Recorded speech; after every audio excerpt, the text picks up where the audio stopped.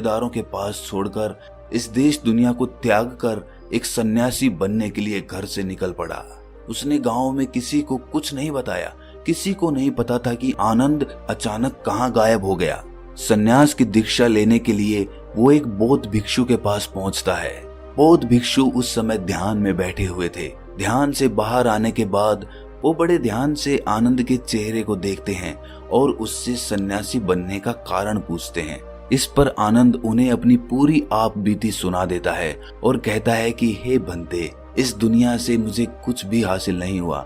मेरा मन इस दुनिया से विरक्त हो चुका है।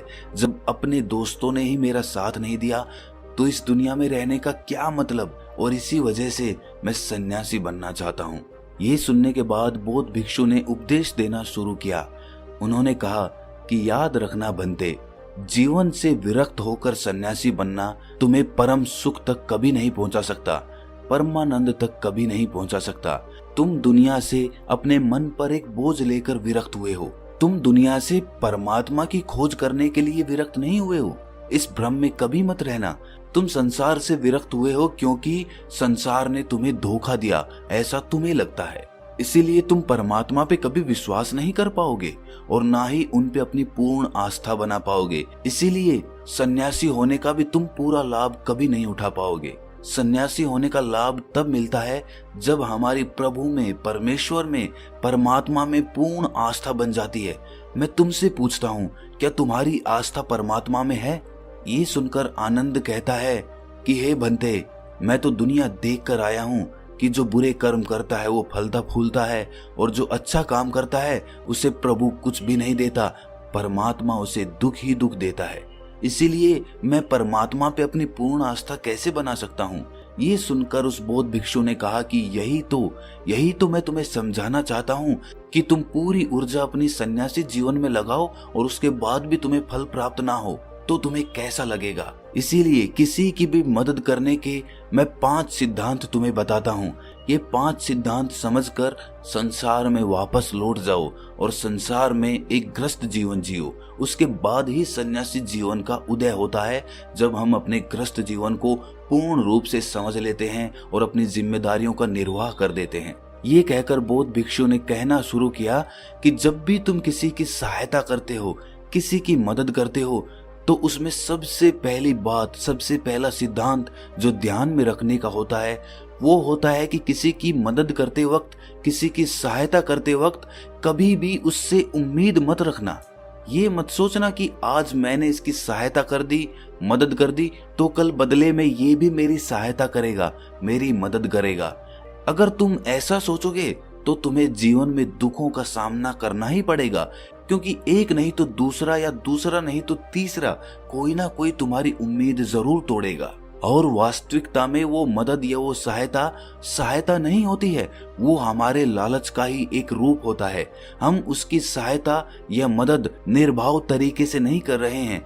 हमारे मन में लालच का भाव है, हमारे मन में बदले का भाव है। हम ये सोचकर मदद करते हैं कि इसकी मदद कर देता हूँ तो कल ये मेरे भी मदद करेगा, और यही लालच हमें अक्सर उन लोगों की मदद करने पर विवश करता है जो किसी ना किसी रूप में धनवान होते हैं, क्योंकि हमें लगता है कि कल ये आदमी धन के द्वारा मेरी मदद कर सकता है। और इसीलिए जिस इंसान को वास्तविकता में मदद की आवश्यकता है, हो सकता है वो गरीब हो, लेकिन हमारा मन अपने लालच के वशीभूत होकर उसकी मदद कभी नहीं करेगा। इसीलिए किसी की मदद और किसी की सहायता करने के अपने विचार को विस्तार दो। केवल एक प्रकार के वर्ग के लिए अपनी सहायता या अपनी मदद पेश मत करना, उस सब के लिए समान होनी चाहिए। जरा सोचो, एक तरफ तुम्हारा मित्र हो जिसके पास धन है, संपदा है, और दूसरी तरफ कोई गरीब औरत हो जो भूखी बैठी हुई है। तुम्हारा दोस्त तुमसे कहता है कि यार आज तो खाने के लिए अच्छे अच्छे पकवान मंगवा लो बाजार से, और दूसरी तरफ वो औरत तुमसे 2 सूखी रोटी मांग रही है, तो तुम किसकी मदद करोगे? कौन मदद का हकदार सबसे पहले है? सबसे पहले हमारा कर्तव्य बनता है कि उस औरत की भूख मिटाएं। लेकिन अक्सर इंसान ऐसे नहीं सोचता। वो अपने दोस्त को तो खिला देगा, उसको तो बाजार से बहुत महंगी वस्तु मंगा के दे देगा, लेकिन किसी गरीब को उसकी भूख मिटाने के लिए पैसा या धन नहीं देगा। दूसरी बात जो ख्याल में रखने की है वो ये कि सहायता करते वक्त हमारा लालच कभी भी उसके साथ नहीं जुड़ना चाहिए। अक्सर हम जब किसी की मदद करते हैं तो हमारा लालच और हमारा स्वार्थ ही उसके साथ जुड़ा होता है और हम अपनी भविष्य की योजना तैयार करके उस आदमी की मदद करते हैं। हम ये सोचते हैं कि अगर मैं इसका ये काम करूंगा तो भविष्य में ये आदमी मेरा वो काम पूरा कर देगा, और वो सहायता, वो मदद बिल्कुल भी परमात्मा के द्वार को नहीं खटखटाती, क्योंकि वो लालच है।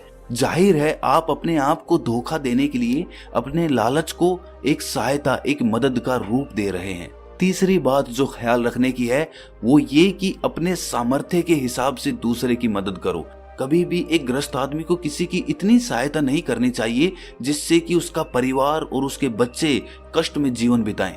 सबसे पहला फर्ज हमारा होता है अपने परिवार को सुखी रखना, उनकी जरूरतें पूरी करना, और उसके बाद दूसरों की मदद करना आता है। लेकिन कुछ लोग दूसरों की मदद पहले करते हैं और अपने परिवार को तवज्जो कम देते हैं, जिससे कि परिवार में लड़ाई झगड़े आए दिन पनपते रहते हैं, और ये सब हम समाज में देखते रहते हैं अपने आसपास।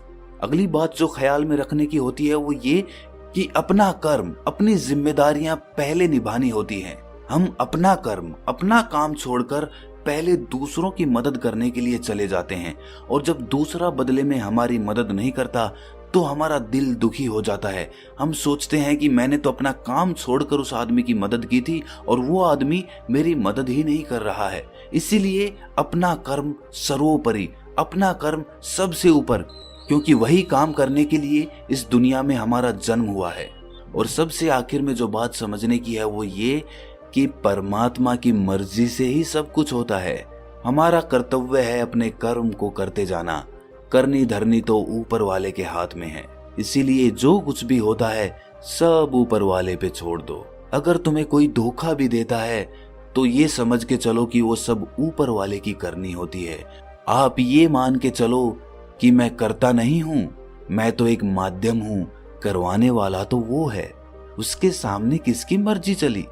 जब ये आस्था, ये विश्वास हमारे मन में पनपने लगता है तो हमारी सारी शिकायतें दूर हो जाती हैं, क्योंकि इस दुनिया में जो भी होता है अच्छे के लिए होता है, जो भी हो रहा है अच्छे के लिए हो रहा है, और जो भी होगा अच्छा ही होगा।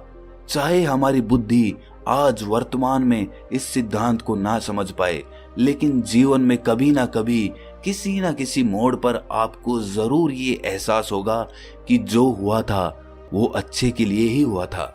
इसीलिए सारी शिकायतें दूर कर दो और बस अपना कर्म करते जाओ। अपने ग्रस्त जीवन को पूर्ण रूप से जी लो, और उसके बाद ही सन्यासी जीवन की नींव होती है। इसके बाद बौद्ध भिक्षु ने आनंद को कहा कि वापस अपने गांव लौट जाओ, अपनी बेटियों को वापस लेकर आओ, उन्हें पालो पोसो, अपने बच्चों को वापस लेकर आओ, दूसरी शादी कर लो, लेकिन बच्चों का पालन पोषण अच्छे तरीके से करो। ये सुनकर आनंद अपने बच्चों के साथ अपने गांव में वापस लौट आता है। गांव में किसी को खबर नहीं थी कि आनंद कहां पर गया हुआ था और वो क्या ज्ञान लेकर वापस लौटा है। लेकिन अगले दिन सुबह सुबह गांव वालों ने आनंद के चेहरे पर एक अलग ही आनंद, एक अलग ही आभा पाई। तो दोस्तों, कैसी लगी आपको ये कहानी कमेंट सेक्शन में जरूर बताना, और अच्छी लगी तो इस चैनल को सब्सक्राइब जरूर कर लेना। तो मिलते हैं अगली कहानी में, तब तक के लिए अपना ख्याल रखें।